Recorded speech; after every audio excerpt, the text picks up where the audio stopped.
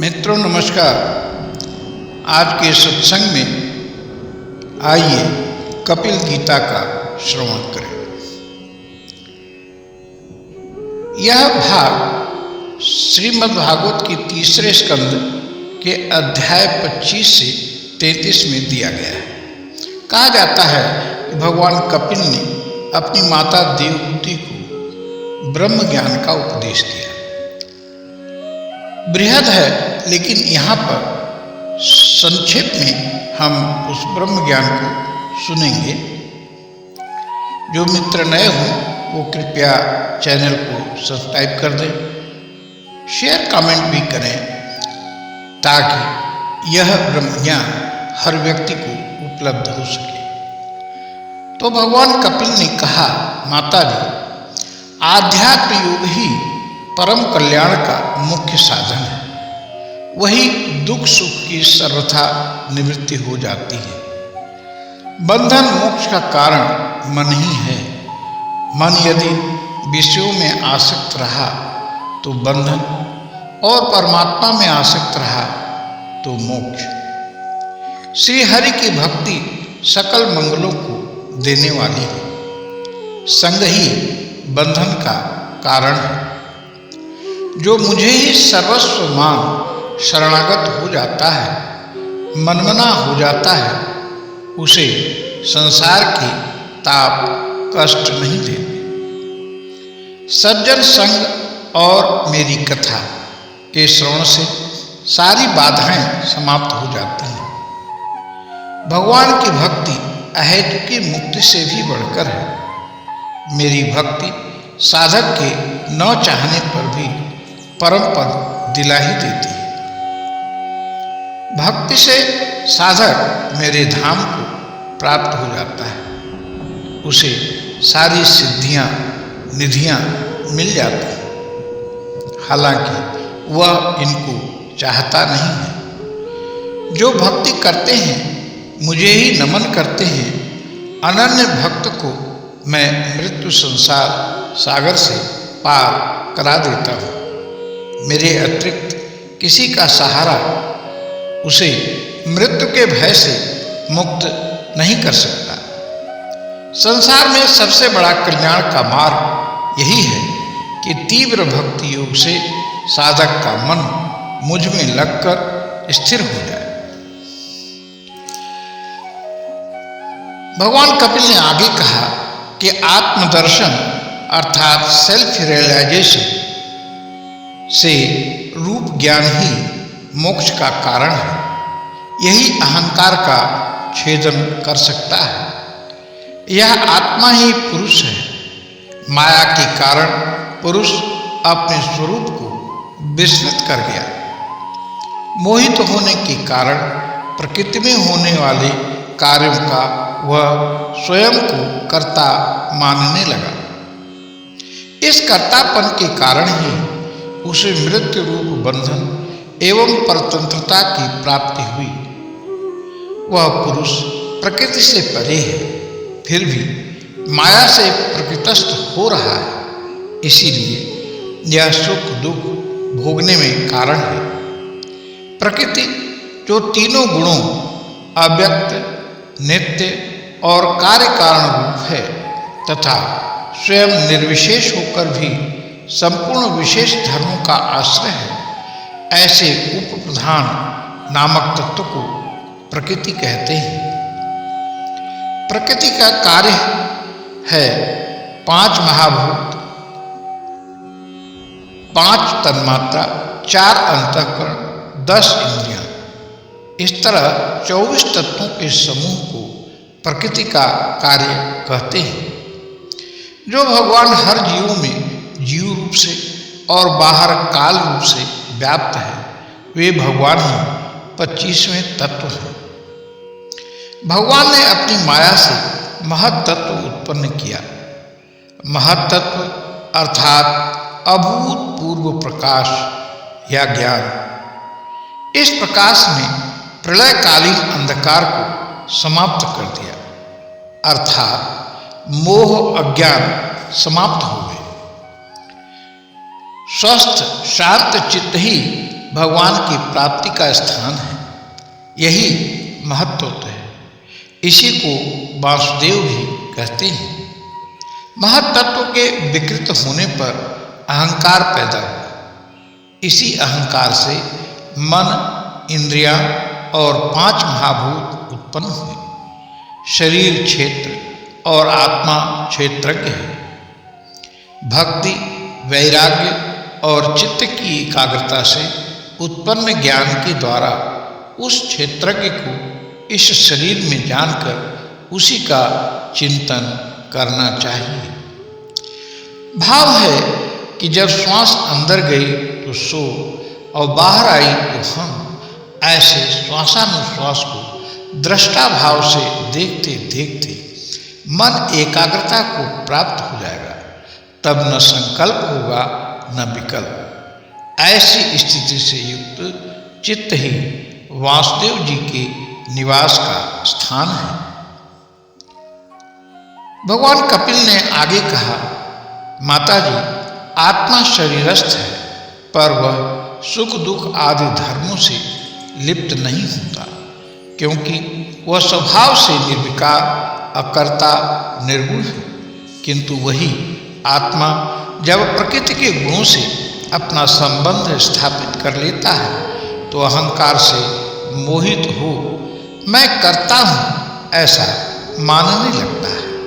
इस कारण वह अपनी स्वाधीनता और शांति खो देता है और विभिन्न योनियों में जन्म मृत्यु के चक्कर में पड़ जाता है।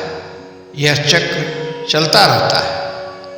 तो विवेकी को करणीय है कि असद मार्ग में फंसे चित्त को तीव्र भक्ति योग और वैराग्य से छेदन कर धीरे धीरे अपने बस में लावे और किसी प्राणी से न द्वेष करे न राग। ध्यान से अंतः की सफाई कर बार बार चित्त को मुझ में लगावे। मेरी कथा का श्रवण करे, मनन करे, सब में संभाव रखे। जो ईमानदारी से कमाई हो उसमें संतुष्ट रहे। लोभ में पड़कर बेईमानी का धन घर में कदापि न लावे। ब्रह्मचर्य में रहे, मौन व्रत रखे, चिंतन मनन करे, सबका मित्र हो, दयालु हो, धैर्यवान हो। पुत्र पुत्री पत्नी स्व के शरीर में भी मैं और मेरेपन को आरोपित न करे। सर्वत्र मेरा ही दर्शन करे, क्योंकि मेरे अतिरिक्त कुछ है भी नहीं। अहंकार 3 प्रकार के होते हैं, देह, इंद्रिय, मन, संभूत। सत परमात्मा रूप से सत्य ज्ञान स्वरूप परमात्मा का दर्शन होता है। इन सब का मनन कर विवेकी पुरुष या स्त्री अपने आत्मा का अनुभव कर लेते हैं, जो अहंकार के सहित संपूर्ण तत्वों का अधिष्ठान और प्रकाशक है। जो इस श्लोक में है, एवं प्रत्यय विमृश्य अशासावात्मनं प्रतिपद्यते साहंकार से द्रव्य से जो अवस्था अनुग्रह। भागवत 3/27/16। आगे भगवान कपिल कहते हैं कि यथाशक्ति शास्त्र भेद स्वधर्म पालन, शास्त्र विरुद्ध आचरण का त्याग करें। प्रारब्ध से जो मिले उसमें संतुष्ट रहे। आत्मज्ञानियों की पूजा करें। विषय वासना को बढ़ाने वाले कर्मों से दूर रहे। संसार बंधन को छुड़ाने वाले कर्मों से प्रेम करें। पवित्र परिमित सात्विक भोजन करें। निरंतर एकांत और निर्भय स्थान पर रहे। मन वाणी शरीर से किसी को मानसिक या शारीरिक या वाणी से कष्ट न पहुंचाए। इसी को अहिंसा कहते हैं। सत्य बोले, अचौर्य, अपरिग्रही बने, ब्रह्मचारी रहे। तब करे तप यानी मंत्र जप, ध्यान, समाधि, धर्म के लिए कष्ट सहे, नियम व्रत करे। बाहर भीतर से पवित्र रहे। शास्त्रों का अध्ययन करे। भगवान की पूजा, नियम, गुरुमंत्र यथाशक्ति जपे, वाणी का संयम रखे, आसन करे, एक आसन में देर तक बैठने का अभ्यास, प्राणायाम से श्वास जित हो। भाव ये इस श्वास के आने जाने को दृष्टा भाव से देखने से मन का विचलित न होना, श्वास जित होना है। इंद्रियों को मन से जीत हृदय में लगाओ। 7 केंद्रों में से किसी एक पर ध्यान केंद्रित करें। अनाहत केंद्र या आज्ञा चक्र को लोग प्रेफर करते हैं। भगवान के लीला भावों को स्मरण कर मन को समाहित करें। व्रत आदि से मन का निग्रह करें और उसे भगवान में लगावे। उनके आसन पर बैठे। आसन न बहुत ऊंचा हो न नीचा। प्राणायाम से वात पित्त आदि दोषों का शमन करें। धारणा से पापों का, प्रत्याहार से विषय संबंध को, ध्यान से राग द्वेष आदि को दूर करें। भगवान की मूर्ति में उनके एक एक अंग का ध्यान करें। फिर विशेष रूप से किसी एक अंग पर ध्यान को स्थिर कर दें। ध्यान करते करते साधक का मन स्वच्छ हो जाता है। संपूर्ण जीवों में आत्मा को और आत्मा में संपूर्ण जीवों को अनन्य भाव से अनुगत देखे। तस्मादिमां स्वाम प्रकृतिम दैवीं सदात्मिकां दुर्भाव्यम पराभव्य स्वरूपेणावतिष्ठते। भागवत 3/28-44। साधक माया को भगवान की कृपा से ही जीतकर अपने वास्तविक ब्रह्म रूप में स्थित हो जाता है। भक्ति का मार्ग बताते हुए भगवान कपिल ने कहा, माताजी, स्वभाव के अनुसार भक्तों की श्रेणियां होती हैं। क्रोधी पुरुष मन से हिंसा, दंभ, मात्सर्य का भाव रखकर मुझसे प्रेम करता है, वह मेरा तामस भक्त है। जो पुरुष विषय, यश, ऐश्वर्य की कामना से मेरा भेदभाव से पूजता है, वह राजस भक्त है। जो पुरुष कर्मों के क्षय हेतु परमात्मा के अर्पण करने के लिए पूजन करना कर्तव्य है, इस बुद्धि से पूजता है, वह सात्विक भक्त है। जो स्वर्ण मात्र से मन की गति का तैल धारावत अविच्छिन्न रूप से मुझ में निष्काम भक्ति रखे, वह निर्गुण भक्त है। ऐसे निष्काम भक्त मेरे देने के बावजूद मेरी सेवा को छोड़कर सालोक्य, सारष्टय, सामीप्य, सारूप्य, सायुज्य, मोक्ष तक नहीं लेते। ऐसा भक्त माया का उल्लंघन कर मेरे भाव को, मेरे अप्राकृत स्वरूप को प्राप्त हो जाते हैं। कपिल मुनि ने 12 बिंदुओं में भागवत धर्म बताया है। आइए इसे जान लेते हैं। निष्काम भाव से नित्य कर्म करें। हिंसा रहित उत्तम क्रिया योग का अनुष्ठान करें। मेरी प्रतिमा का दर्शन पूजन करें। सभी प्राणियों में मुझे देखे। धैर्य और वैराग्य का अवलंबन, महापुरुषों का मान करें। दीनों पर दया करें। समान स्थिति वालों से मित्रता करें। यम नियम का पालन करें। शास्त्रों का श्रवण मनन करें। कीर्तन करे।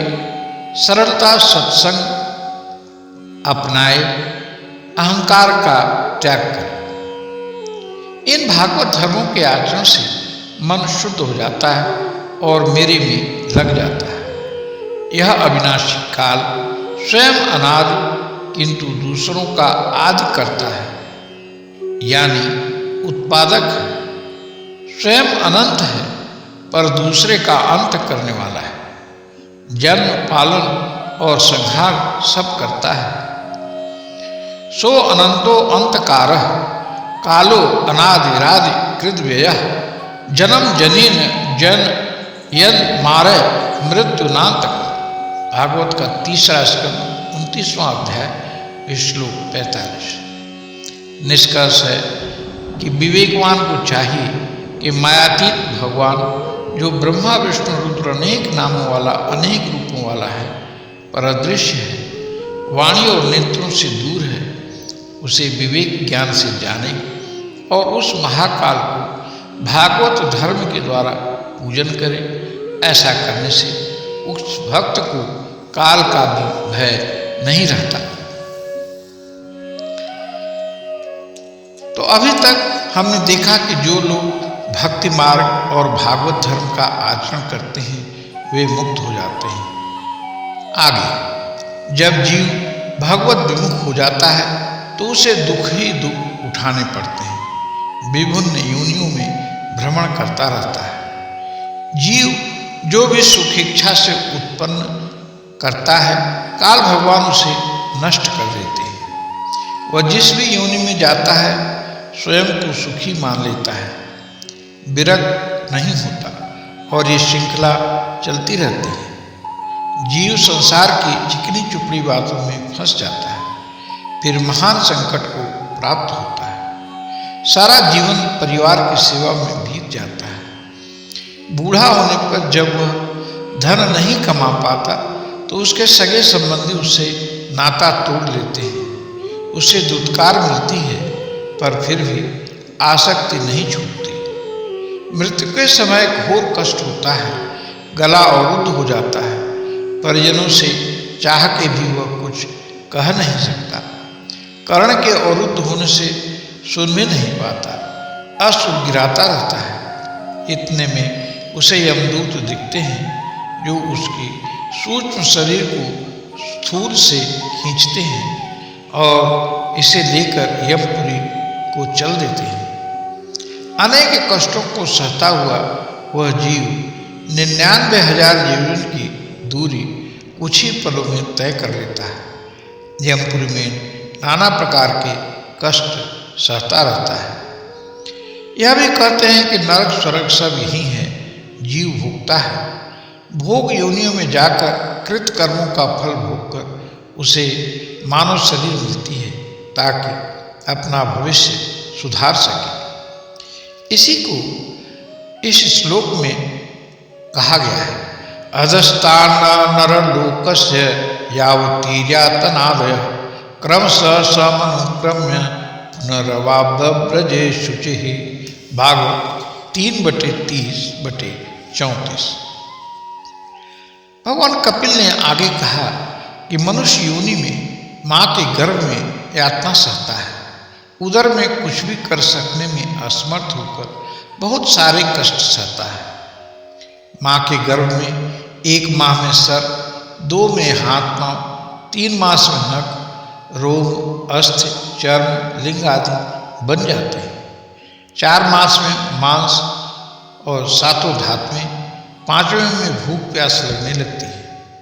6ठे मास में झिल्ली में बंधा हुआ एक तरफ पड़ा रहता है। माता के भोजन से उसका शरीर पुष्ट होता है। 7वें महीने में उसे पूर्व जन्म के कर्म याद आते हैं और वह भगवान से प्रार्थना करता है। 9वें महीने में प्रसूत वायु से वो बाहर आ जाता है। आते ही सब कुछ भूल जाता है। इस प्रकार संसार में आकर अगर भगवत पूजन करता है तो जन्म मृत्यु का यह चक्कर छूट जाता है।